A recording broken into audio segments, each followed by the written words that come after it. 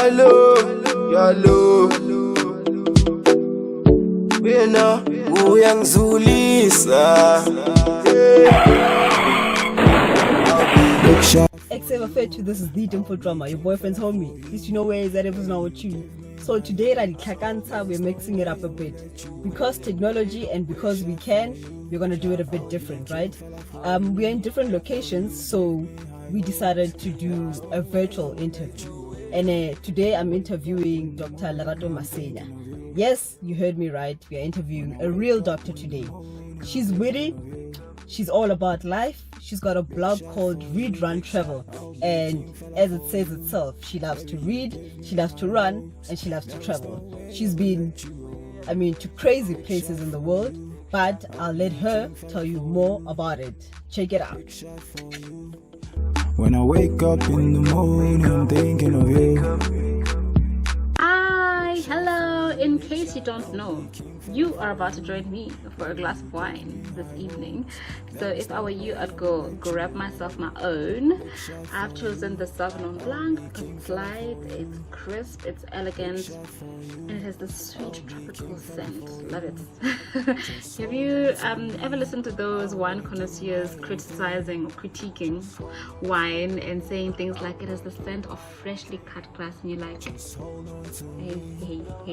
hey, how?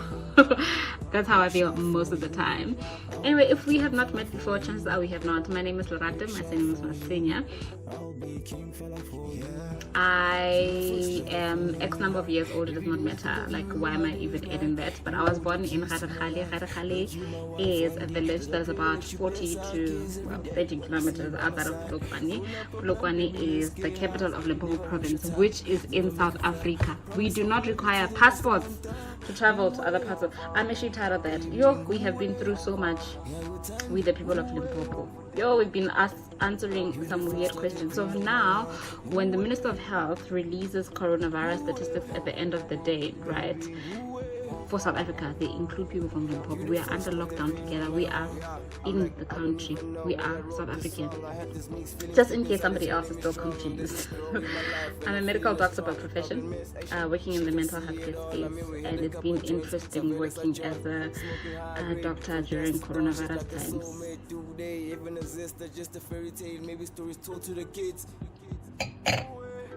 To say it's been interesting is actually to say the least. But anyway, we are not here to talk about that right now. Let's just drink the wines and focus on the things in life. We're not here to discuss corona. Outside of that, I'm a reader, a runner, and a traveler, and I'll talk to you a lot more about what this means in a second or two. The reason why I mention all the places that I'm from or that I've been is because you cannot dream about things that you're not exposed to, right? And I don't know who's watching this video. It could be somebody from Read.Run.Travel as well who's looking at me and they're like, did you just say you're a doctor? Like a real, like a medical doctor? Like you've got one of those things? Yeah, I am. And yes, I started off in the village, and I'm very grateful to my teachers. Go Read.Run.Travel primary school, who identified this child, and there's something special about this child. And I don't know what conversations they had with my parents, but the next thing I knew, I was out of the village and I was in the city in search for better quality education. And I think that was the game changer for me. Because exposure, it gives you opportunity. And being in the village, I probably would have been stunted to some extent. So a huge shout out to teachers that are that do more than just teach, that are perceptive and that can suss out the students' different skills, like you don't understand, you are shaping people's whole futures. So if you're a teacher and you're watching this, or a child of a TA, I'm all about you. Hey, I'm all about you. I think I owe my success to the people along the journey, but more than that, I think I need to acknowledge my own spirit of determination, you know, my own curiosity about the world, my own desire to just see more and do more and be more. I have a friend who's just like, you are responsible for your own successes and your own failures, which is somewhat true, but I think we can't ignore the reality of the socioeconomic fabric of the country and its limitations on the black child. So I think it is not, I can't say it is all me. It cannot be. So yes, that's how I got to where I am. Ooh, my love for traveling. And when I talk about traveling, my face lights up and I smile widely, because I really love it, and it comes from curiosity. That's one thing about me. I'm very curious about the world that I live in, and I travel for landscape, not necessarily to shop or to just lie on a beach for like 500 days, and no, or for architecture. That's why Dubai doesn't tickle me, you know. I just imagine buildings and I was like, what am I supposed to do with buildings? I want landscapes, I want snow-capped mountains, I want endless forests, I want, you know, glistening seas, I want clear water, I want midnight sun, you know, I want the aurora, I want things that are not usual for me to see in South Africa. That's what I travel for. I travel for the earth, for the raw earth. As well as for culture. So one of the ways, my most favorite way of traveling is actually to be hosted by someone in a different country. I find that you learn so much, you absorb so much authentic stuff about the country, in contrast to the packaged touristy stuff. The touristy stuff is great, it's a go-to, it's safe, you know, but the best trips that I've done are to countries where someone opened up their home, their space for me, and they just took me in and gave me the adventure of my life. So this one is a shout out to Lauren in Burundi, it's a shout out to Carol in Kenya, it's a shout out to Nina in Botswana, it's a shout out to Sipo in Zimbabwe. Yes, those have been my best ways of traveling. Other parts of the world that I've been to have been like more touristy vibes, more book an Airbnb vibes, and just explore the area, or more get a travel package, because, you know, yeah. So it's been good. It's been good. I've learned a lot about self. I've learned a lot about the world. I've been fascinated. I mean, if I were to pick one experience from traveling that sticks with me, it has to be one of It has to be one of my trips to, well, the only trip that I did really, to Indonesia, where I hiked up Mount Batu, which was it's an active volcano. Hi, hi, man. I don't know, but now I was in awe of the fact that, okay, so I am climbing up this mountain. This mountain is actually a volcano, and this volcano is actually active. And at the time that we were there, Mount Batu, which was about 50 kilometers from where we were, was on the verge of erupting. You know, officials had released warnings, you must stay away, and things were happening there. And I'm just like, wow, I'm standing on the edge of a crater, the one that I've seen on TV, in documentaries. This is me, and that has created this. Traveling to one country creates curiosity for more. That experience now has made me so hungry to see Mount Nyarangongo in the DRC, which is another active volcano here. Apparently there, you'll tell me if you've been there. Apparently there, when you get there and you stand on the edge, you can actually see lava there at the bottom. Whew. I can't wait to have that experience.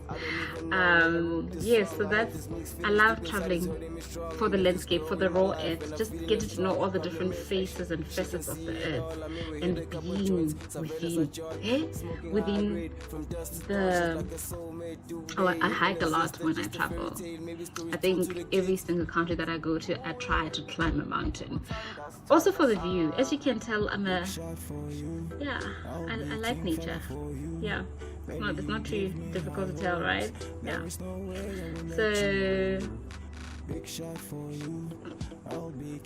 want to take me somewhere, Just don't take me to a mall. Just don't lock me in a hotel for 5 days. Give me the people, give me the streets, give me authenticity. And Egypt was also one of my favorites, but that was not like, I wasn't hosted by anyone there. It was like a travel package, but it was so well put together that I went to like really key historic places, and also that was just like a wow. I also travel for history, so besides traveling for landscape, the other second to landscape, it's history. Seeing and being in places that you've read about in books, you know, like Rome for instance. Wow, I'm so hungry for the world. So the minute corona is under control, one, I'm there at OR Tambo finding a place to go. Still on the topic of traveling, being black, being female, being young, and being South African adds a whole new dynamic to the travel experience. First, being South African means that you are traveling on the rand, right? And you're traveling to countries where other travelers are using much stronger currencies, and the locals know that. They're catering to the Australian market, to the US market, to the European market. Look at the rand in comparison to all of those currencies, hey? So traveling for South Africans, do we ever talk about how expensive it is? Like, you'll be there with your rent and then the Europeans will be there with their euros, and you realize, what hi man, you know what, this is a lot.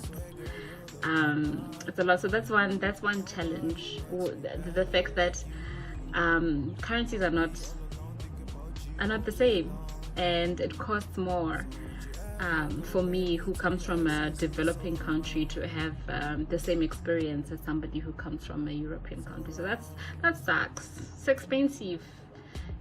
I mean, it's a lot of money, bruh. So that's one. And the other thing is, one of my trips that I did to India, it was very interesting. India, somebody describes it as an assault to the senses. That's Delhi, New Delhi, that is, because it's just like the country is like it's only, I want to say chakalaka, bruh. Like, it's just a fusion of flavors and mixes and stuff, you know. But what was interesting in traveling through India was just how surprised people were to see black skin and black hair. They were like, literally, it's like, I'm telling you, what people will just stand and be like, follow you with their eyes, because they haven't seen, or they don't see anything like you often. So obviously initially it's a bit uncomfortable, but then the more you get into it, you realize that, okay, I don't know how to justify it. I'm just like, okay, so there's a fascination with difference. Yeah, there's a fascination with difference. And also because of the way that, you know, the economy is for black folks like me, we don't travel as much. We had not traveled as much historically, so it's surprising really to see why a black person infiltrate some spaces. Yeah, it's just like, I'm used to seeing the Australians, but you from Africa, I'm not used to see. Yeah, you're beautiful, can I touch your hair? It gets a lot, and I think we had different feelings mixed. I traveled with a group of friends, not my friends, my friend's friend. We were like friends for the time that we were there. So yeah, so what was I saying about India? I was saying, yeah, that whole experience was, I mean, we had mixed. At first you're like, is this like a racist thing where you're like, oh my gosh, you're black? Or is it like a, wow, I don't see your kind? I think it's both. So those are some of the challenges that I've experienced traveling, and also traveling solo. I did my Egypt trip alone, but surprisingly it was very good. I enjoyed it. I forgot that I was alone. I actually met a couple there who were from South Africa, and we became a little family. I was like their adopted child for the time that I was there, so which was cute. Yeah, so traveling has been such a source of joy, a source of adventure. Ignites my spirit, my soul, everything. And I have had the opportunity to meet people that I don't stay in contact with. I mean, I don't think I need to stay in contact with you when I meet you in another country. You're there for me for that moment and then I go back to my people. So I don't force things. I don't travel to meet people as well, but I do travel to enjoy people. It's a difference. There's a difference. Yeah, that's proper English. There's a difference. Yay!